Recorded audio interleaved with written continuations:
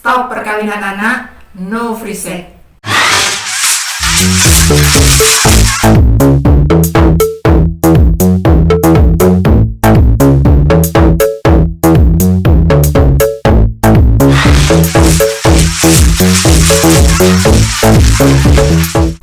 Halo sobat perempuan dimanapun Anda berada, jumpa lagi dengan YouTube channel Perempuan TV. Di video kali ini kami mau menyoroti kasus yang santer diberitakan di berita online yang menurut kami perlu perhatian khusus. Iya nih, ada berita serem, sedih, juga prihatin ya, bahwa di Jawa Timur tahun 2000 mulai bulan Januari hingga bulan September terjadi dispensasi perkawinan sebanyak 197.000 kasus. Dispensasi perkawinan. Perkawinan apa pernikahan nih, sama ya? Perkawinan, undang-undangnya undang-undang perkawinan. Oke. Kan biasa kita dengar nih pernikahan, perkawinan, tapi ini kok ada istilah baru, dispensasi perkawinan. Sebenarnya bukan istilah baru, tapi coba kita ini ya. Atau mungkin kita jarang dengar aja ya. Apa sih dispensasi perkawinan? Jadi dispensasi perkawinan itu kalau menurut Undang-Undang nomor 1 tahun 1974 tentang perkawinan yang kemudian diamandemen menjadi Undang-Undang nomor 16 tahun 2019. Pasal berapa itu undang-undangnya? Pasal-pasal biasanya kan ya? Ya, di pasal 7 Undang-Undang Perkawinan. Pasal 7 ayat 1 itu disebutkan bahwa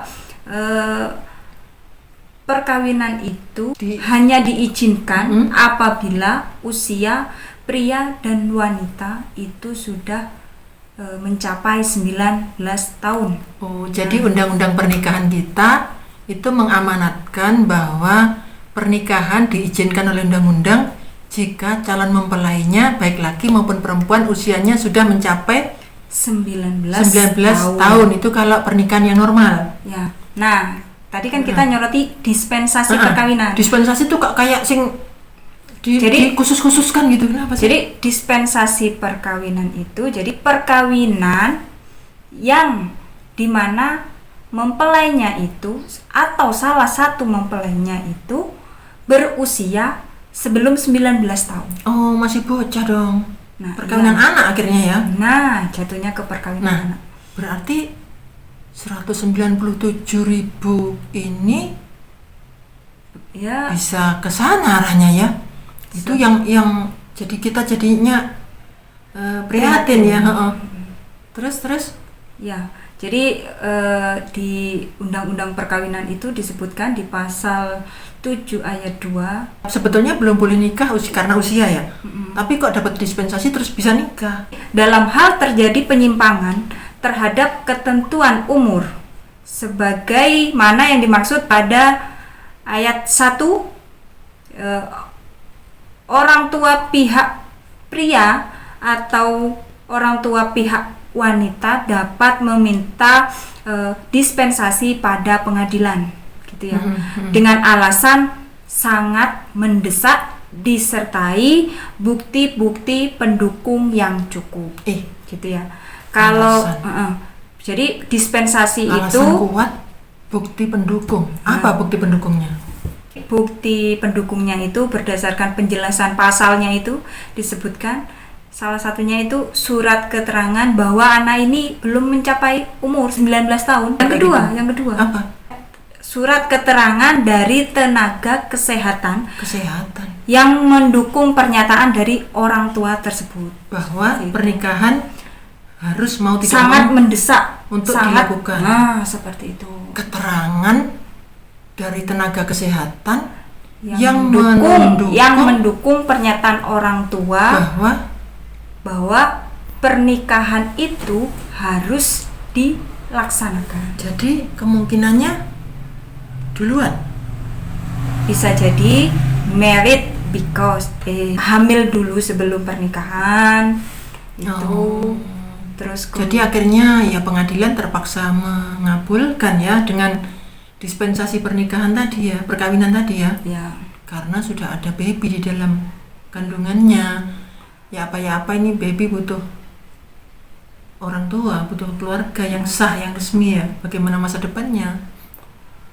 atau bisa juga ini karena alasan kalau yang tadi kan sudah hamil, atau ada juga alasan yang dimana calon mempelai ini sudah melakukan hubungan seksual sebelum pernikahan.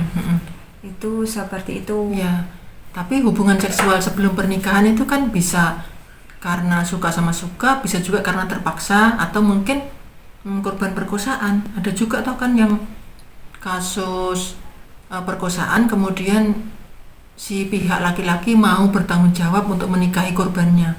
Tapi kita pikir-pikir lagi deh, masa usia masih muda terus kita mau menikah dengan orang yang jahat ya, memperkosa orang lain gitu ya. Jadi kayaknya kalau nggak sembarang, nggak semudah itu deh korban perkosaan terus solusinya dinikahkan dengan pelaku, itu tambah makin gak karuan ya masa depannya ya. Tapi kayak gitu ya. Ya memang mayoritas untuk dispensasi perkawinan itu diloloskan, maksudnya dikabulkan karena memang kondisinya sudah seperti itu. Sudah keburu hamil duluan kayak gitu ya. Ya. Kalau minta dispensasi pernikahan, dispensasi perkawinan padahal usia belum cukup, tapi sudah kadung hamil duluan. Terus bahaya juga kan itu, kayak kesehatannya belum siap. Kalau masih usia anak-anak itu seperti rahim, kemudian tubuhnya secara biologis juga belum siap untuk melahirkan dan sebagainya, secara mental juga. Ya, yang secara mental itu, ekonomi juga. Kemudian akan menjadi beban bagi orang tua. Nenek kakeknya. Ya. Ya. Terus masih kepingin senang-senang sama teman-temannya, udah gendong baby. Terus akhirnya terjadi perselingkuhan, pacaran lagi dengan teman yang lain, kayak gitu ya. Efeknya ya memang banyak hal, dampak yang bisa muncul karena pernikahan dini. Katakanlah tadi yang dispensasi itu berarti kan pernikahan usia dini. Pernikahan anak ya. Pernikahan anak. Jadi soalnya dini udah main sekarang. Ada dini, ada tina. Jadi pernikahan anak. Jadi pernikahan anak itu salah satu dampaknya karena menikahnya masih usia anak. Jadi secara psikologis itu belum kan siap ya. Ya namanya anak. Anak itu anaknya kan nangis, emaknya nangis juga. Bapaknya nangis juga. Namanya anak itu kan masih pikirannya itu belum matang. Gitu kan. Belum siap. Kalau misalnya terjadi persoalan rumah tangga, kalau tidak kuat larinya akhirnya KDRT perceraian. Ya, perceraian itu juga salah satu dampaknya itu. Terus kemudian dari segi kesehatan, karena usia anak berarti alat reproduksinya itu belum cukup matang. Organ-organnya belum cukup matang. Membahayakan diri sendiri saat misalnya kesulitan melahirkan. Misalnya belum siap ya, rahimnya belum siap, terjadi pendarahan, mungkin anak lahir cacat dan sebagainya. Jadi teman-teman, anak-anak muda, juga orang tua yang punya anak-anak muda, kita jaga sama-sama ya, jaga baik-baik supaya bisa menikah pada usia yang cukup, supaya bisa melahirkan keturunan pada usia yang cukup, agar anaknya sehat. Menjadi tunas bangsa ya. Keren kan? Anaknya sehat, orang tuanya juga sehat. Nah, seperti itu. Iya. Nggak keteteran ya. Ya, seperti itu. Terus tadi tuh kan dispensasi perkawinan itu kebanyakan karena MBA, married by accident. Ya. Jadi kenapa ya kok sampai anak-anak muda itu yang belum cukup umur telah melakukan hubungan seksual yang kemudian mengakibatkan kehamilan tak digandaki ya. Kesian juga sih anaknya ya, kehamilannya tak digandaki karena masih muda, akhirnya terpaksa mengajukan dispensasi perkawinan.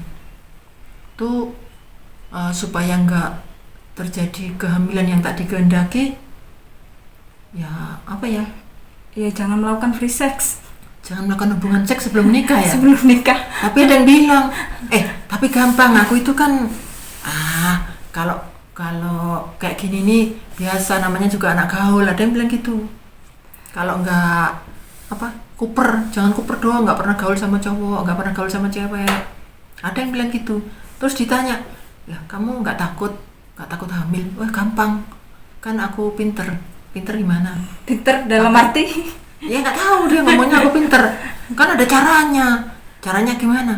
Kan pakai kondom pengaman. Nah, kondom kan buatan manusia. Kalau misalnya pas bocor, nah itu dia. Namanya pikiran manusia pasti ada kemungkinannya yes or no. Nah, positif atau negatif.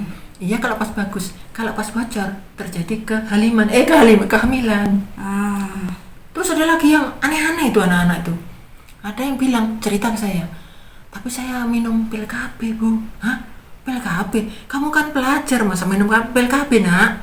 Minum vitamin C, vitamin B kompleks gitu. belajar minumnya Ya itu pil KB. Jangan minum pil KB nak. Miris. Terus ya sudah kadung bu, sudah kadung. No, jangan lagi. Minum pil KB. Emang ada orang pil KB minum pil KB jamin 100% nggak bocor? Ya, kalau minumnya rutin sih enggak, tapi kemudian kalau kita lupa satu butir aja. Tapi kalau pilnya itu lupa satu butir aja. Tapi ada loh yang minum pilnya itu rutin tapi masih hamil juga, kan namanya kuasa Tuhan, kuasa Tuhan. namanya buatan manusia juga ya. Nah, ada juga tuh yang hamil. Kalau lagi. Kemudian kalau sudah hamil, bingung. Pikirannya bingung, tambah aneh-aneh. Itu ada yang minum jamu. Jamu cap apa gitu. Dit. Minum jamu. Nah, kalau minum jamu, resikonya pada tubuh yang minum. Ada juga minum jamu, janinnya nggak keluar, cacat, akhirnya lahir cacat. Ya, kesian banget tuh. Menyengsarakan anak sendiri kan. Iya. Efek yang paling apa namanya ya? Bahayanya justru pada perempuannya. Pada si ibu yang hamil tadi. Yang hamil. Iya sih, pendarahan ya nggak tinti. Seperti itu. Saya merenggut nyawa. Kalau misalnya tidak pakai tenaga medis, dia berusaha menggugurkan kandungannya. Iya, ada juga. Seperti itu. Dengar-dengar. Terus kemudian juga masih ada. Jadi sisa-sisa calon janin itu tadi masih nggak keluar semua. Itu bisa jadi sumber penyakit di kemudian hari. Oh, jadi masih nempel belum bersih gitu ya. Bahaya juga ya Allah. Aduh. Perempuan emang keren ya, diberi organ-organ yang unik sama Allah. Tapi kalau kita gak jagain, terus habis itu ada yang bilang lagi, saya sudah minum minuman ini, ditambah minuman ini, tambahin dioplos. Aduh, itu tambah bahaya lagi. Kalau misalnya, apalagi kalau bilang sudah oplos gitu ya, kita kan tidak tahu komposisinya seperti apa gitu kan. Aduh. Efeknya itu kan yang merasakan tubuhnya si perempuan. Nah itu laki-laki. Aduh, kasusnya merugikan tubuhnya sendiri kan kemudian. Gitu. Terus kalau sampai janinnya dibuang, akhirnya mereka masuk penjara, tambah runyem lagi. Masuk penjara lagi, otomatis masa depan ya. Masa depannya ini. Kalau anak-anak melakukan hubungan seksual pranikah, bahayanya lebih banyak daripada untungnya nggak ada sama sekali. Jadi apa ya? Kalau nggak yang jaga dirinya sendiri, ya nggak kira bisa ya orang lain jagain, dia meleng juga dia. Kadang orang tua ini sudah melakukan sudah berusaha menjaga anaknya, tapi kan kita tidak pernah tahu aktivitas anak di luar seperti apa, seperti itu, karena ya yang bertanggung jawab atas dirinya ya anak itu sendiri gitu kan. Terus sekarang tuh saya sedih juga ya, lihat ada istilah namanya dibungkus katanya. Apa sih dibungkus? Itu loh Bu, dibungkus apa sih istilahnya? Katanya gini, dibungkus itu seorang cewek dikasih minuman keras sampai mabuk, pas setelah mabuk diperkosa diperkosa seorang laki-laki atau temennya atau pacarnya atau siapa gitu. Ada yang sampai diperkosa rame-rame, itu katanya istilahnya dibungkus. Ya Allah, udahlah, cari temen yang baik-baik aja. Jangan mau kalau misalnya diajak ke tempat-tempat yang sepi atau tempat-tempat rekreasi yang tidak sewajarnya, atau jangan berekreasi berdua-duaan, karena kan ada juga itu yang kemudian lagi enak-enak pacaran disamperin preman, diperkosa sama premannya. Jadi kalau main ke tempat-tempat yang rame, ajakin teman sesama perempuan saling jagain. Teman-teman laki-laki juga harus jagain. Kalau Anda tidak bisa jagain teman perempuan, lah Anda dulu laki-laki dilahirkan oleh siapa kalau bukan perempuan? Jadi harus sama-sama jagain supaya sama-sama selamat dan bahagia, kan gitu ya? Ya, kaitannya dengan dispensasi kawin itu juga, ya laki-laki harus jagain juga. Gitu. Iya ya. Jadi jangan menikah kalau masih belum cukup usianya. Jangan main-main juga, jangan terus riset. Kemudian jangan menikahi, jangan apa maksudnya? Jangan memaksa berhubungan seksual kepada pacarnya. Iya. Rayu-rayu, nah itu. Terus jangan memaksa perempuan yang belum cukup umur untuk menikah juga. Gitu. Ada orang laki-laki merasa sudah dewasa, merasa sudah punya penghasilan, tetangganya anaknya masih kecil, ditaksir, dikawinin, diminta, gak usah khawatir aku sudah kerja. Tapi kan kesian si perempuannya. Iya, aku pernah itu ketemu di rumah sakit. Ya itu. Pas periksa itu cowoknya dibilang gini sama dokternya, Mas, kenapa usianya masih segini kok sudah dinikahi, sabar sedikit kenapa? Kesian ini, kehamilannya bermasalah kayak gitu. Masih imut gitu ceweknya. Nah itu, jadi terkait permasalahan ini semuanya itu kan harus saling jaga memang. Jadi dispensasi kawin kan tidak hanya dua-duanya, misalnya calon mempelainya ini sama-sama di bawah usia, tapi bisa jadi salah satu mempelainya itu calonnya itu berada di usia masih anak. Jadi dua-duanya harus minimal usia 19 tahun. Jadi semua pihak harus saling jaga karena untuk kebaikan semua. Kasihan juga nanti anaknya misalnya lahir, pas anaknya itu maaf ya, kalau usia ibu belum cukup, organ-organ reproduksinya belum siap, itu kan bisa misalnya melahirkan anak yang kurang sehat seperti itu. Kasihan anaknya juga kan. Problem ke depan. Jadi intinya teman-teman semuanya, dimanapun Anda berada, jaga diri Anda baik-baik, jangan melakukan hubungan seksual pranikah. Ya. Untuk anak muda dimanapun Anda berada, menikahlah di usia yang cukup, yaitu minimal 19 tahun. Kemudian harus sudah siap secara psikis, secara fisik juga sudah siap, dan ekonominya juga harus siap. Ekonominya juga sudah siap. Stop perkawinan anak, no free sex.